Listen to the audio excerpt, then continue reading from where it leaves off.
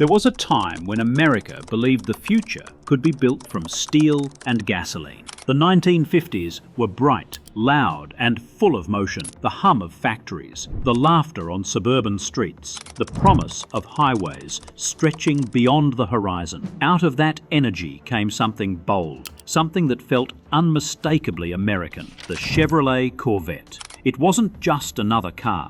It was freedom, shaped into form, white paint glinting under neon lights, chrome edges reflecting the dreams of a country convinced it could do anything. Men worked late in Detroit's dim garages, sketching lines that looked more like hope than metal. When the first Corvette rolled off the line in 1953, it wasn't perfect, but it was beautiful, and people could feel that beauty. For a moment, it seemed like America had built not a machine, but a mirror, one that showed what confidence looked like on wheels. Yet, even mirrors can distort what they reflect. With success came applause, and with applause came pride, the quiet kind that seeps into boardrooms and starts speaking louder than engineers. Inside General Motors, the Corvette became more than a dream. It became a statement, a trophy meant to remind the world who led the race. Designers were celebrated, executives promoted, and marketing men began to see more value in style than substance. Under the showroom lights, the Corvette's reflection grew brighter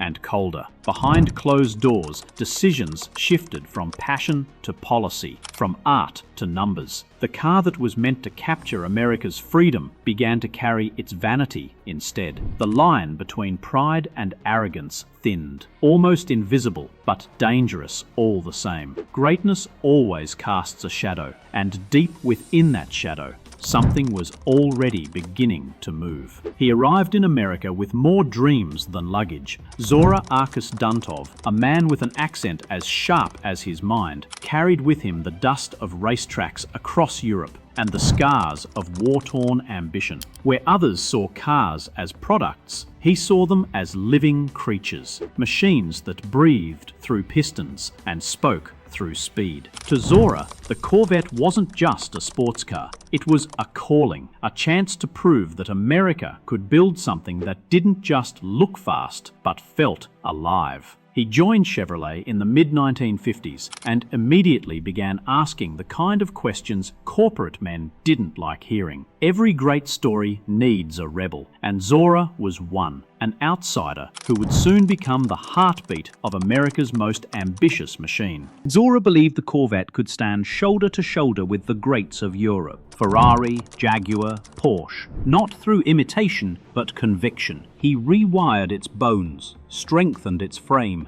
and taught it how to corner like it meant something. Where the board saw a marketing tool, he saw a living soul trapped inside bureaucracy. Every sleepless night in the test garage, every hand-scribbled modification whispered the same truth: the Corvette deserved to race. He gave it an identity, a purpose, and a heartbeat. And though GM's executives didn't yet realize it, Zora's passion had already set something irreversible in motion, a fuse quietly burning beneath the polished floors of Detroit. By 1957, the air in Detroit had changed. Government pressure was mounting, headlines warned of deadly races, and lawsuits were starting to haunt the automakers. Then came a quiet pact: the American Manufacturers Association racing ban. No more factory-backed teams. No more official speed records. No more rebellion in chrome. The order was sold as responsibility, but it felt like surrender. For Zora Arkus Duntov, it was a knife to the heart. He had just proven the Corvette could challenge Europe's best, and suddenly every track went dark. Engines sat cold. Test cars collected dust, and the hum of innovation turned to silence. America's dream car was alive, but forbidden to dream. And that silence, it didn't feel like safety. It felt like the beginning of decay. But Zora was never the kind of man to obey quietly. Behind closed doors, he built what couldn't be built. Hidden in warehouses and under code names, new prototypes came to life, lighter, faster, sharper, the Grand Sport, the Corvette SS, machines born from defiance, tested in secret under the desert sun. The official story said racing was over, but in the shadows, it had only gone underground. Zora and his small circle of loyal engineers kept working, each night a gamble between passion and punishment. Every spin of a wrench was an act of rebellion, proof that belief outlives bureaucracy. No one at GM could see it yet, but the Corvette's true legacy wasn't on the showroom floor. It was whispering in the dark. While executives slept, Detroit's basements came alive. A handful of engineers, loyal to Duntoff's dream, stayed after hours, lights dimmed, radios low, hearts racing. They tested parts that didn't officially exist. Engines stamped with no serial numbers, ideas drawn on napkins instead of blueprints. To outsiders, they were just mechanics. To each other, they were guardians of something sacred. The Corvette had become more than a car. It was a quiet promise that America's pulse still beat somewhere beneath the paperwork. In secret proving grounds and abandoned airstrips, they chased speed the way poets chase words, not for fame, but for meaning. And every midnight test reminded them, rules can slow progress, but they can't extinguish desire. By 1963, rebellion finally wore a suit and tie. The Stingray arrived, sleek, sharp, and almost alive. On the surface, it was a masterpiece of design. Beneath it, it was Duntoff's revenge. Hidden within its curves were lessons learned in secrecy, balance, aerodynamics, precision. Executives called it innovation. Duntoff called it vindication. The world saw elegance, but those who knew the story could feel the defiance stitched beneath its skin. When the Stingray hit the streets, it didn't just move, it spoke. It said, "We're still here." And for the first time since the ban, Detroit's nightlights glowed with quiet satisfaction. The rebellion had found a way to hide in plain sight. Success can be the most dangerous victory of all. By the late 1960s, the Corvette had everything: fame, beauty, and a cult of admirers who saw it not as a car, but as a crown jewel. But the louder the applause grew, the less anyone listened to the engineers. Detroit began dressing its machines in glitter. Chrome became thicker, engines quieter, lines exaggerated. The Corvette, once born from rebellion,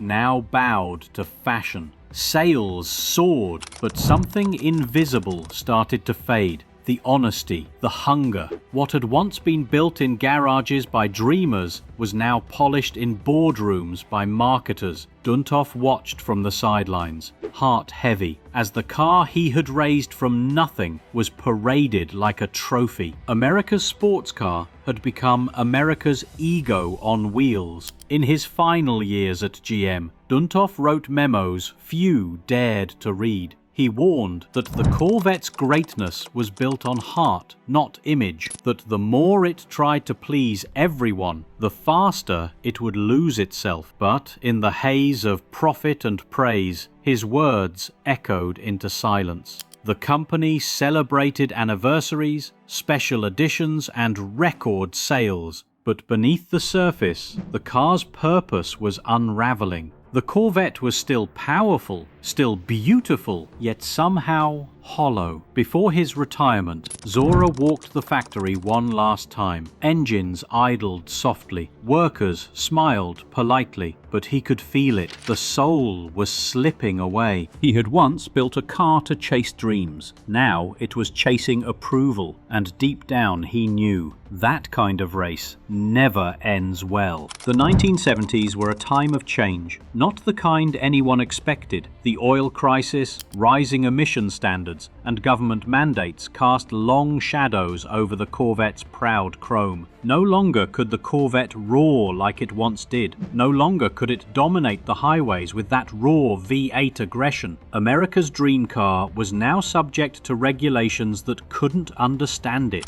Engines were choked by smog control systems, horsepower dropped, and the roar of the engine was replaced by the hum of compromise. The Corvette wasn't just a casualty of regulation, it was a victim of an era that demanded conformity, not defiance. For fans, it felt like watching a giant slowly suffocate, its lungs filled with the weight of bureaucracy. The V8 engine that once defined it was losing its voice, and in a world of muscle, silence was the loudest defeat. Despite the decline, the Corvette still looked the part. In 1975, the car was more elegant than ever. Smooth, sleek, and striking. But beauty, as anyone who's ever cared for an engine knows, can only go so far. Underneath that polished surface, the heart of the car was a mere shadow of what it used to be. It was as if the Corvette had become a luxury item, a showpiece for an era that no longer cared about performance, only presence. The V8 growled, but it was a distant memory of what it once was. For the first time, the Corvette didn't just feel like a symbol of power, it felt like a symbol of something lost. Yet, even in its faded glory, there was something enduring about the Corvette. An old car, yes, but still a car that had been through hell and back. And still, despite everything, it wasn't quite ready to give up. By the 1980s, something was stirring beneath the surface of Detroit. The Corvette was far from dead. It was dormant, waiting for the right moment to wake up. And that moment came, quietly, almost unnoticed, when engineers decided that to revive the Corvette, they needed to shed the weight of the past. The C4 was born, a Corvette that was as much about precision and technology as it was about speed and style. Gone were the heavy chrome and outdated curves. In came sleek lines, lightweight construction, and a new focus on aerodynamics. It was, in every sense, a rebirth, a resurrection built not on nostalgia, but on evolution.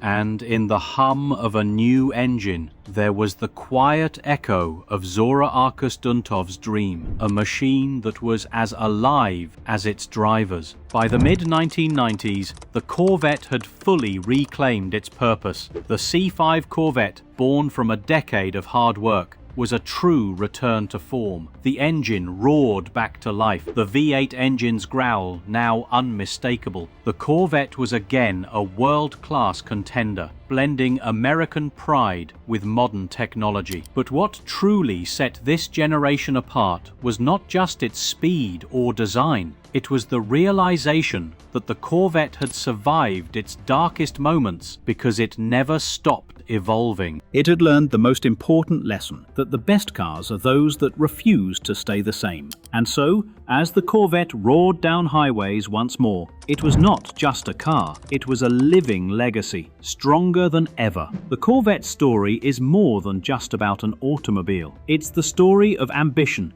failure, and rebirth, a reflection of America itself. From its humble beginnings to the darkest years, the Corvette mirrored the dreams, the mistakes, and the resilience of a nation. It was born from a desire to prove something to the world. It was buried under the weight of arrogance, only to rise again, stronger and more purposeful than ever. And in that rise, it taught everyone who followed it the most important lesson. True greatness isn't just about speed or power, it's about heart. The Corvette had been through wars, both on the track and off. It had seen failure and success, but it had never given up. And, like the nation it represents, the Corvette was built not to stay the same, but to become something greater with every mile. Today, the Corvette is still more than just a car. It's a symbol of the American spirit, one that refuses to be defeated by time, by regulations, or by fear. It stands as a testament to visionaries like Zora Arkus Duntov, who fought to keep the dream alive when all seemed lost. And though the world has changed, there's something about the Corvette that remains timeless. It's not just the roaring engine or the sleek lines, it's the memory of all the dreams that came before it, the late nights, the defiant tests, the struggle to survive. They don't build them like that anymore. But when you hear that unmistakable growl of a Corvette engine, you can still feel the echoes of those who dared to build something that could never be forgotten. The Corvette, like America, was never just about what it was. It's about what it still represents. A reminder that legacy is built by those who never stop dreaming, never stop pushing forward.